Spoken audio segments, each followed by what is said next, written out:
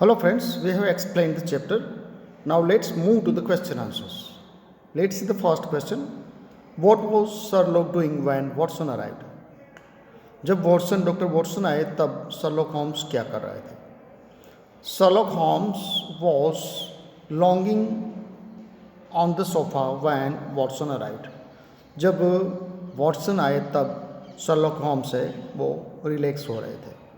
Let's see What was Sherlock Holmes doing when Watson arrived? जब doctor Watson आए Sherlock Holmes के घर पे तब शर्लॉक होम्स क्या कर रहे थे? शर्लॉक होम्स है वो डिटेक्टिव है. Sherlock Holmes was lounging on the sofa when Watson arrived. वो रिलैक्स हो रहे थे जब वॉटसन उसके घर पे आए. Let's see the second question. Who has dropped his goose and how? Who has dropped his goose and how?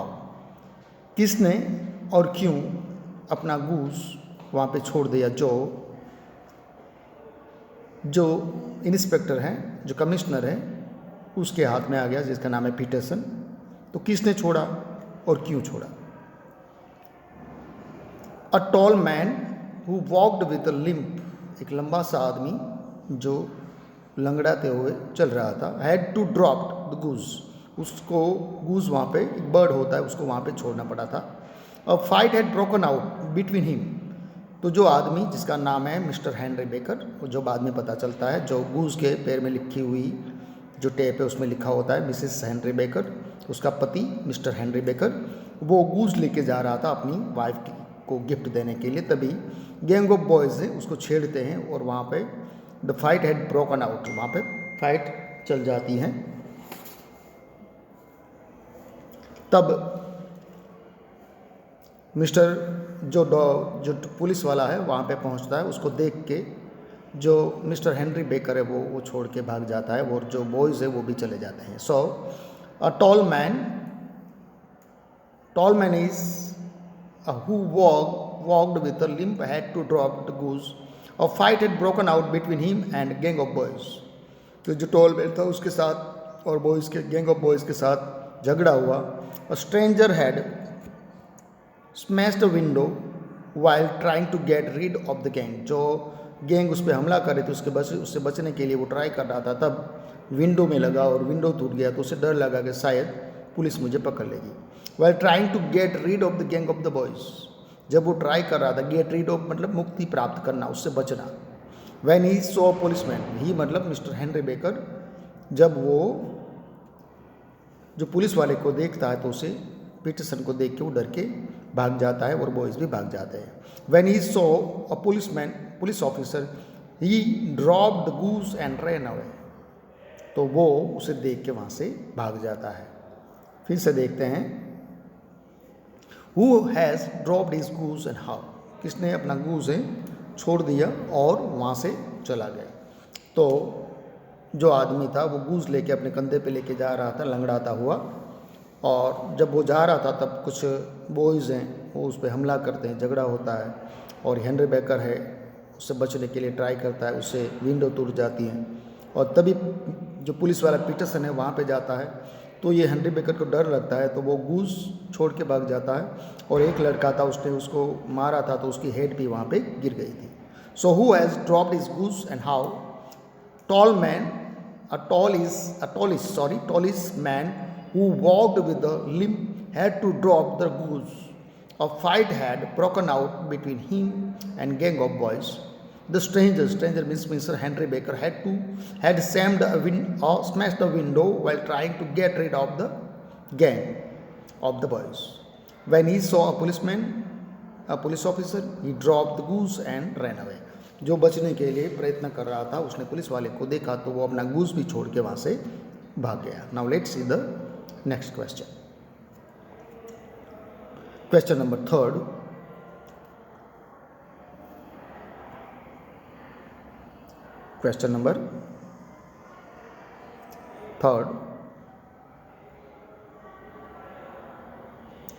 Let's see.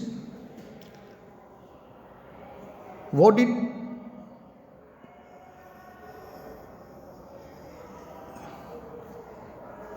What did Sherlock Holmes find out from the hat? How did he explain his findings? तो ये बहुत ही लंबा question है, फिर भी देखते चलो। और तो बेटा वो हेड थे, उसको देख के वो क्या अनुमान लगाते हैं? क्योंकि लेंस पड़े हुए हैं, उसे देखता है और बोलता है कि ये आदमी, हेड देख के बोल देता है कैसा आदमी है। वो पहले अमीर था, अब अच्छी हालत नहीं है, वो अब इनएक्टिव रहता है, उसने ये तेल लगाया, उसका वो इंटेलेक्चुअल है, वो बुद्धिशाली है, ये सब वो कहता है। From the head Sherlock deducted that the man was highly intellectual. वो हेड देख के कह देता है कि Sherlock जो आदमी है, जिसकी टेप जो हेड गिर गई है, क्योंकि हेड उसके पास आई थी, पीटरसन वो हेड उसके पास लेके आए थे, तो उसको देख के क्यों झगड़ा हुआ। और हेड के बारे में इसलिए सोचना पड़ा कि जो गूज था, जो वो हेनरी बेकर छोड़ के चला गया था, वो पीटरसन Sherlock होम्स के पास लेके आए थे, तो वो Sherlock होम्स ने हेड रख ली थी और जो गूज है उसको दे दी थी पीटरसन को। तो पीटरसन की वाइफ उसे जब गूज को मारती है तो उसके अंदर से ब्लू कार्बंकल निकला है, तो ब्लू कार्बंकल है वो मिसिंग था और बहुत ही कीमती डायमंड था, तो उसको वो एक बहुत बड़ा केस था। तो ये केस का जो पहला क्लू है वो Sherlock होम्स के पास आ गया है, तो वो उसे सोल्व करने का प्रयत्न करता है। And also had been fairly well to do, वो पहले वेल्दी था लेकिन अब नहीं है। Though he had fallen upon evil days, अब उसके खराब दिन चल रहे हैं। ही हैड फोरसाइट, पहले वो दीर्घ दृष्टा थे, दूर तक देखने मतलब लंबी दृष्टि वाले थे। ही लीड एन इनएक्टिव लाइफ, अब वो इनएक्टिव लाइफ, पैसिव लाइफ जी रहे हैं। वॉज मिडल एज, और मिडल एज था। हैड करली हेयर, क्योंकि उसमें हेयर लगे हुए थे हेड में, तो उससे पता चलता है कि करली हेयर थे। विच हैड बिन रिसेंटली कट, अभी वो काटे हुए थे कि उसके बाल भी वहाँ पे लगे हुए थे। Had been and he used lime cream in his hair, और लाइम की सुगंध आ रही थी, तो वो बोले लाइम क्रीम उसमें अपने हेयर में लगा रहा होगा शायद। He came to the above conclusion, तो Sherlock होम्स एक कंक्लूजन पे क्यों आए? Firstly from the size of the head, पहले तो कि वो उसकी जो साइज़ है हेड की वो बहुत ही बड़ी है, मतलब जो बड़ा सर होता है उसके अंदर बड़ा दिमाग भी हो सकता है, तो वो इंटेलेक्चुअल हो सकता है। He came to above conclusion firstly from the size of the head, only a man with a brain would have such a big head, तो इतना बड़ा जो हेड है तो उसके लिए बड़ा सर चाहिए, और बड़े सर में 100% वो बड़ा दिमाग होगा, वो बहुत ही क्लेवर होगा। That he is middle aged, वो अब मिडल एज्ड हैं क्योंकि उसके जो बाल है वो करली हो गए हैं, उम्र के साथ जो बाल भी हमारे सख्त हो जाते हैं। As curly hair which had been recently cut, अभी अभी काटे हुए क्योंकि उसके बाल टोपी पे लगे हुए थे।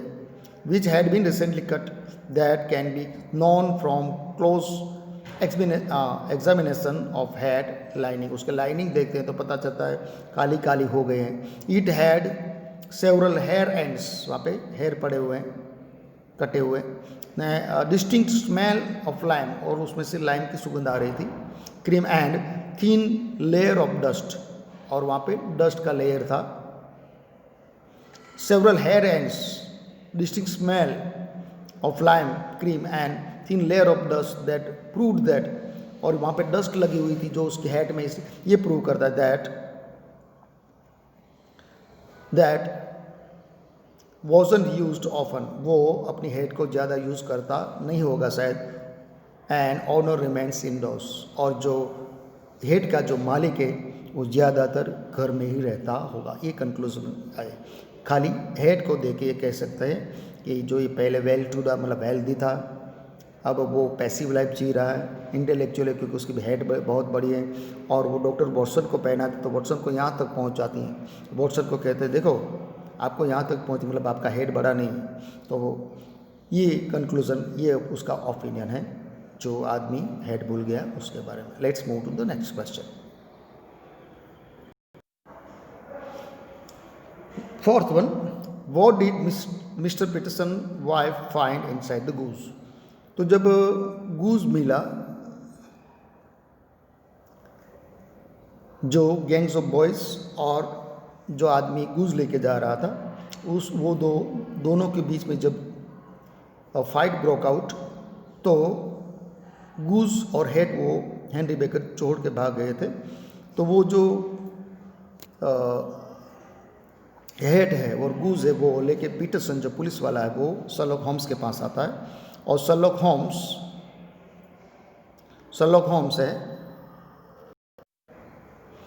होम्स है उसे देखते हैं और बोलते हैं आप मैं हेट रखता हूँ। और शर्लॉक होम्स को ये पीटरसन कहते हैं कि क्या हुआ है, झगड़ा हुआ था। तो शर्लॉक होम्स उसे कहते हैं कि ये हेट मैं रख रहा हूँ, आप गूज लेके जाओ। लेकिन पीटरसन गूज लेके घर पे जाता है। जब उसको काटते हैं तो उसके अंदर से डायमंड निकलता है जिसका नाम है ब्लू कार्बंकल। और थोड़े दिन पहले ही ब्लू कार्बंकल मिसिंग था, चोरी हो गई थी और उसके आरोप में एक निर्दोष आदमी है वो जेल में था। तो शर्लॉक होम्स उसको बचाना चाहता था। तो देखो यहाँ पे शर्लॉक होम्स है, उसने हेट रखी थी और पीटरसन अब गूज है वो लेके अपने घर गए थे। तो पीटरसन की वाइफ ने उसके अंदर से एक ब्लू कार्बंकल निकाला था। See means Peterson's wife found a diamond which was actually the blue carbuncle. वो एक बहुत ही कीमती ब्लू कार्बंकल था, owned by countess of Morcar की जो काउंटेस थी उसका था, which had recently gone missing from the hotel Cosmopolitan. जो कॉस्मोपॉलिटन है वहाँ से वो मिस हो गया था। जो काउंटेस है वो वहाँ पे रहती थी और वहाँ पे एक प्लम्बर काम करने आ रहा था। और जो होटल का जो अटेंडेंट है उसका नाम है जेम्स राइडर। उसने आरोप लगाया कि जो काम करने वाला है प्लम्बर उसने चुराया। असल में जो चोर था वो जो होटल का अटेंडेंट था वो जेम्स राइडर ही था। So, what did Mr. Peterson's wife find inside the goose? She found a diamond which was actually the blue carbuncle owned by the Countess of Morcar, which had recently gone missing from Hotel Cosmopolitan. तो Peterson जो goose अपने घर लेके गया था उसके अंदर से जो ब्लू कार्बंकल निकला और वो ब्लू कार्बंकल एक लेडी का था, बहुत ही कीमती था, जो कॉस्मोपॉलिटन में रहती थी। Now let's move to the next question. Question number 5. How did Sherlock find out that Mr. Henry Baker was innocent? So, जो मिस्टर हेनरी बेकर वो इनोसेंट है क्योंकि वो गूज भूल गया था। तो वो गूज था, उसके अंदर से ही ब्लू कार्बंकल निकला था। तो हमें भी डाउट होगा कि जो हेनरी बेकर है वो शायद चोर हो सकता है। लेकिन जो शर्लॉक होम्स है वो मैसेज देते हैं और मैसेज पढ़ के जो हेनरी बेकर अपनी हैट और गूज लेने आते हैं। लेकिन जब गूज लेने आते हैं तब वो उतने इम्पेशेंट नहीं होते हैं कि कहाँ मेरा गूज है क्या, क्यों अगर गूज के अंदर उसने ब्लू कार्बंकल रखा होता तो वो इम्पेशेंट हो जाते हैं। लेकिन वो इतने नहीं थे, वो काम थे। अगर उसको दूसरा गूज दिया तो भी वो खुश होकर चलेगी। इसलिए ये प्रूव होता कि वो इनोसेंट है। How did Sherlock Holmes find out that mister Henry Baker was innocent? Henry Baker जो गूज लेके अपनी पत्नी के लिए गिफ्ट लेके जा रहे थे वो। Henry Baker saw the advertisement in the paper about the goose. जो शर्लॉक होम्स ने एडवर्टाइज दी थी कि ये गूज और हेड हमारे पास है, जिसकी हो हमारे पास से लेके जाए। तो अगर वो चोर होता हेनरी बेकर तो वहाँ पे नहीं आता, अगर आता तो भी वहाँ पे धमाल करता कि मेरा गूज कहाँ है। तो ये शर्लॉक होम्स ने कहा कि आपका गूज तो हम खा गए और आपकी हेड है और हम आपको दूसरा दे रहे हैं। अगर उसने वो ब्लू कार्बंकल चुराया होता तो बोलता मेरा गूज क्यों खा गई वो। लेकिन वो कामली खुश होके दूसरी जो गूज देते वो लेके चला जाता है। So Henry saw the advertisement in the paper about the goose, he came to collect it and he happily accepted. यहाँ पे एक्सेप्टेड एक्स गलत लिखा है, ECCEPTED न्यूली बॉट गूज, नया जो गूज है जो खरीद के दिया है वो लेके खुश होके वहाँ से चला जाता है। This prove that he वॉजन expecting the goose with the diamond. तो ये प्रूव करता है कि वो उसने डायमंड चुराया नहीं था। So how did Sherlock Holmes find out mister Henry Baker was innocent? Answer is Henry saw the advertisement. Advertisement was given by Sherlock Holmes in order to draw the person who had dropped goose and hat. So Henry saw the advertisement in the paper about the goose. He came to collect it and he happily accepted a newly bought goose. And on the place of the old one, the new goose is given to him. Yet he accepted it happily This proved that he wasn't expecting the goose with the diamond. Now let's move to the next question. Question number 6. What happened at Covent Garden? Who did Watson and Holmes meet?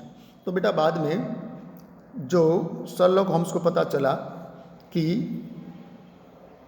जो head वाला आदमी है, जो Henry baker है, वो culprit नहीं, गुनहगार नहीं है, तो वो ढूंढने के लिए उसको पूछते आपने कहाँ से लिए? तो वो बोलते कि हमने ये दुकान से लिए। तो वो दुकान पे जाते हैं, तो वो दुकान पे जाते तो वहाँ पे कोई झगड़ा, एक आदमी झगड़ा करता होता कि मैंने मेरी गूज यहाँ पे बेची थी, वो कहाँ है? तो ये जब पूछताछ होती है तब यहाँ पे डॉक्टर वॉटसन और हेनरी, ये शर्लॉक होम्स आते हैं, जो जेम्स राइडर है, जो कल्प्रिट है, जो गुनहगार है, जो दोषी है, उसको वहाँ से पकड़ते हैं। What had happened at Covent Garden? Who did Watson and Holmes meet there? At Covent, that is Covent Garden, Sherlock Holmes and Watson heard a loud fight between the shopkeeper and the person. तो वहाँ पे shopkeeper और एक आदमी था, उसके बीच में झगड़ा, बोला चाली हो रही थी, झगड़ा हो रहा था। They had been talking to and a red-faced yellow, वो बातें कर रहे थे। रेड-फेस्ट जो जेम्स राइडर है, was pestering him about some goose, वो पूछ रहा है मेरा गूज वहाँ पे कहाँ गया ना, आपने कहाँ बेचा ना, वो मेरा गूज ये वो मुझे वापस करो, ये शायद वो कुछ हो रहा था। Watson and Holmes walked over to investigate, तो होम्स और वॉटसन वहाँ पे जाते और इन्वेस्टिगेट, क्या हुआ भाई, क्या झगड़ा कर रहे हो? क्योंकि मैं, जो मेरी बहन ने यहाँ पे गूस बेची थी, वो सब आप गूस कहाँ बेची है ये मैं पूछ रहा हूँ, और ये दुकान वाला बोल रहा है कि हम कहीं पर भी बेचे, आपको क्या लेना देना। सही है, क्योंकि आपने चीज़, आपकी बहन ने चीज़ जो वहाँ पे बेची है, क्योंकि जेम्स राइडर ने वो चुरा के, अब जो उसकी बहन थी वो गूस बेचती थी, और उसके पेट में जेम्स राइडर ने ये ब्लू कार्बन डाल दिया था। Watson and Holmes walked over to investigate and discovered that the red-faced man was actually the culprit who had stolen the diamond. और बाद में पता चलता है कि जो रेड फेस वाला जो आदमी था, जिसका नाम जेम्स राइडर है, वही चोर था, और उसने ही ब्लू कार्बंकल चुराया था, जो कॉस्मोपॉलिटन होटल में जो अटेंडेंट था, जो वहाँ पे जॉब कर रहा था, और उसने जो पम्बलर है उस पर झूठा आरोप लगाया था। So what happened at Covent Garden? Who did the Watson and Holmes meet there? At Covent Garden, Sherlock Holmes and Watson heard a loud fight between the shopkeeper and red-faced James Ryder. They had been talking to and a red-faced fellow was pestering him about some goods. He was asking about where you have sold this one and that one. So there was the shopkeeper say, it is not your business, mind your business, and it's our, and your sister has sold us the goose, so we can do what we want, so you need not to ask about that. So that was the question. Watson and Holmes walked over to investigate, and then Holmes and Watson were hearing all these things, and they moved towards that in order to investigate and discover that and find out that the person who was arguing with the shopkeeper was the culprit, was the person who has stolen the blue carbuncle. Red-faced man was actually the culprit who had stolen the diamond. Now let's move to the last question of the chapter.